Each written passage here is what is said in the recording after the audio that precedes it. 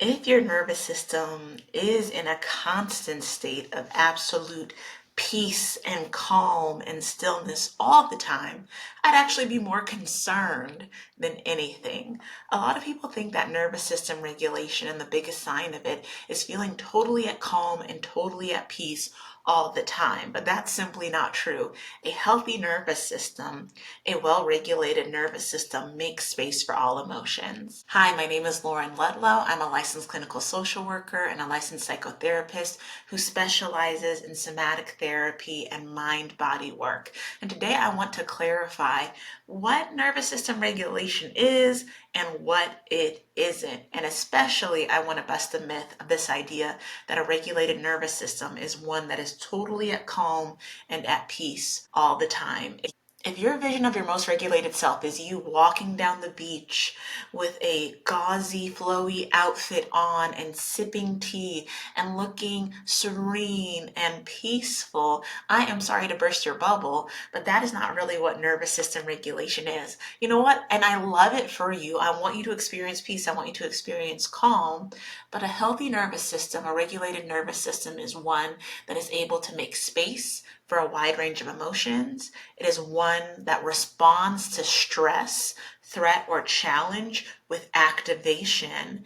And it is one that's going to create emotional experiences that are unpleasant sometimes.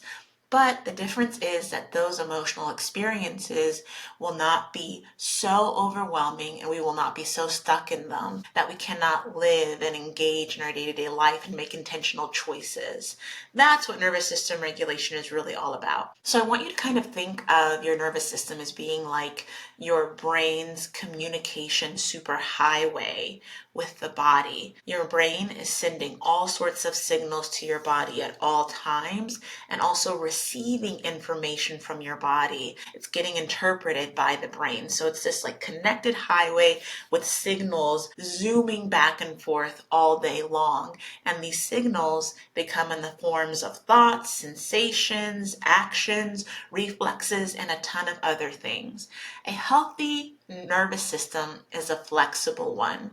So when our body and our environment is calm, when there are pleasant things happening, when we're having a wonderful coffee with a friend, connected moment with someone that we love, when we're enjoying good music, well then our body is sending signals to our brain that says all is safe and all is well.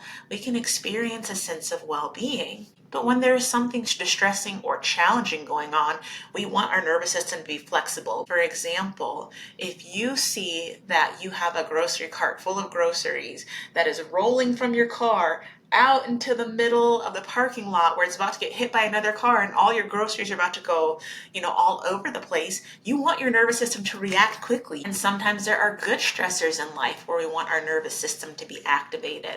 Let's say that you are a fan of sports and athletics.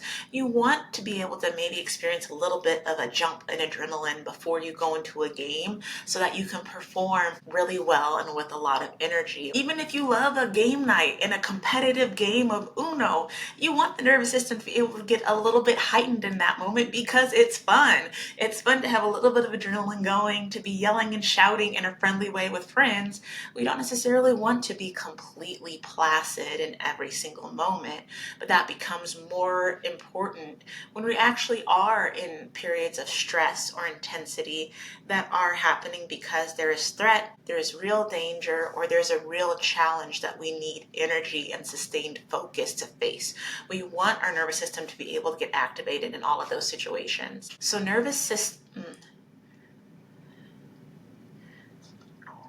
and if our nervous system is regulated and if it is flexible, then emotions, even big, strong emotions, can be present. They can do their signaling job, and then they can pass through without overwhelming or taking over our entire day, week, month, or year. So if you were to walk into my office and tell me, Lauren, I kind of just feel good all the time. I'm at peace. I'm happy. I never feel sad. I never feel angry. I just sort of feel good all the time. It's like always good vibes. I'd actually be a little bit concerned because that means that either your nervous system might not be as flexible as it needs to be, or that you're avoiding doing meaningful, challenging things. So many of the meaningful things that are worth doing in life involve risks.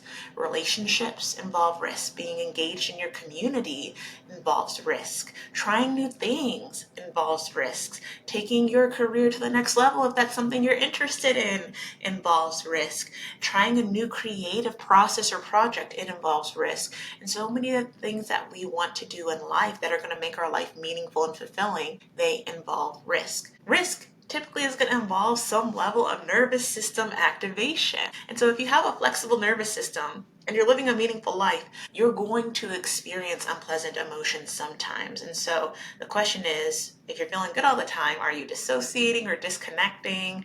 Or is your nervous system not flexible in a certain direction? Or are we avoiding meaningful and important things?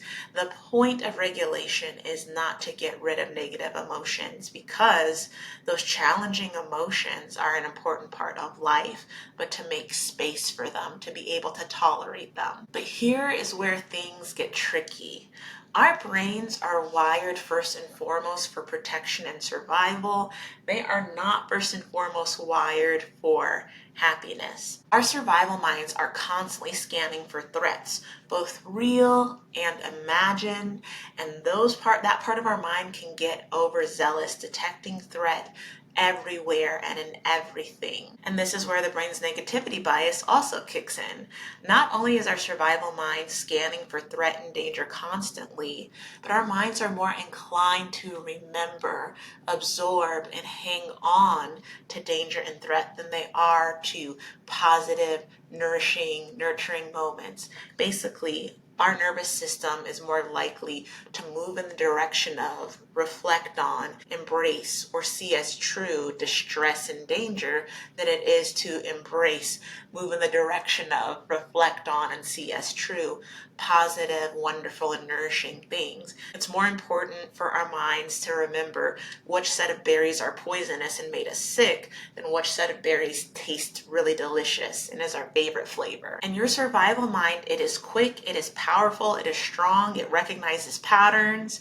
It really has a tendency to run the show. So as part of the mind that's really in tune with threat, danger, and this negativity bias can feel like it is running your life or running on overdrive all the time, leaving you feeling very vigilant, like you're always waiting or watching for the next bad thing to happen, or that you're emotionally shutting down because you're so overwhelmed by all of the negativity or the fear, and you just need to disconnect. And this is really what dysregulation and nervous system dysregulation is about.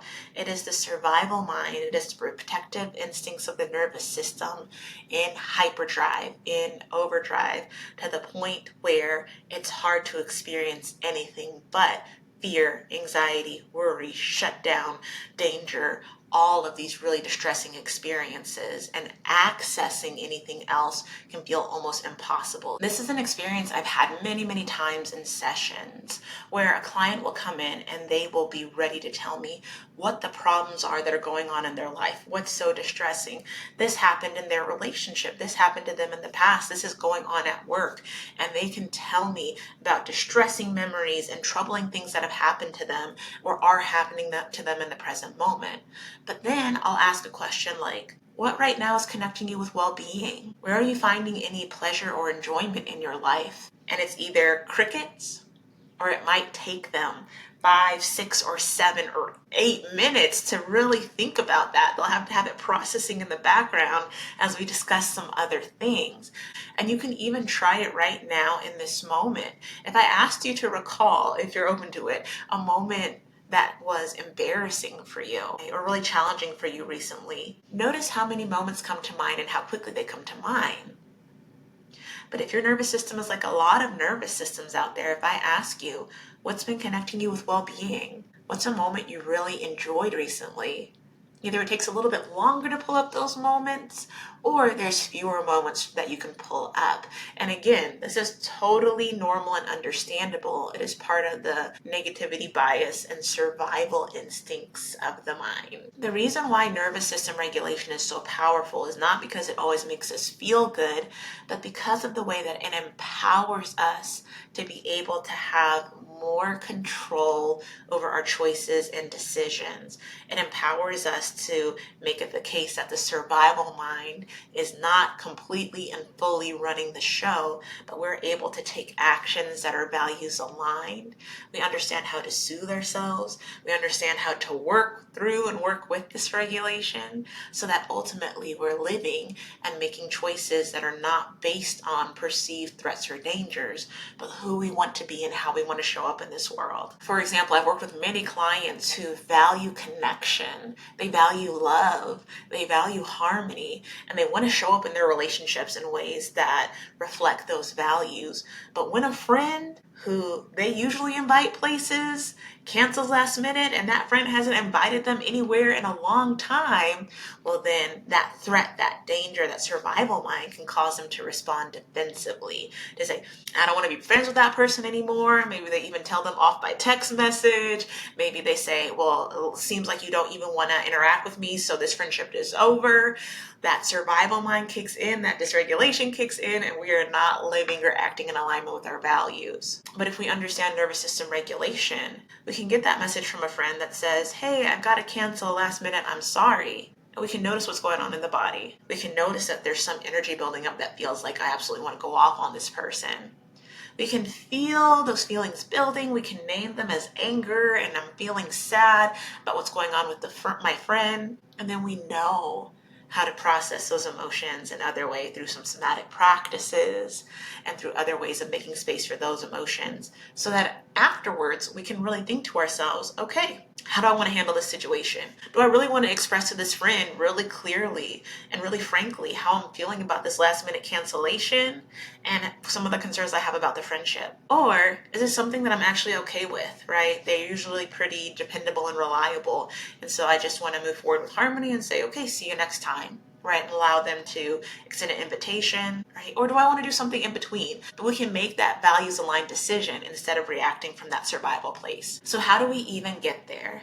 One thing that we can do is start to learn to notice our body's cues. This is one of the reasons why I love somatic therapy.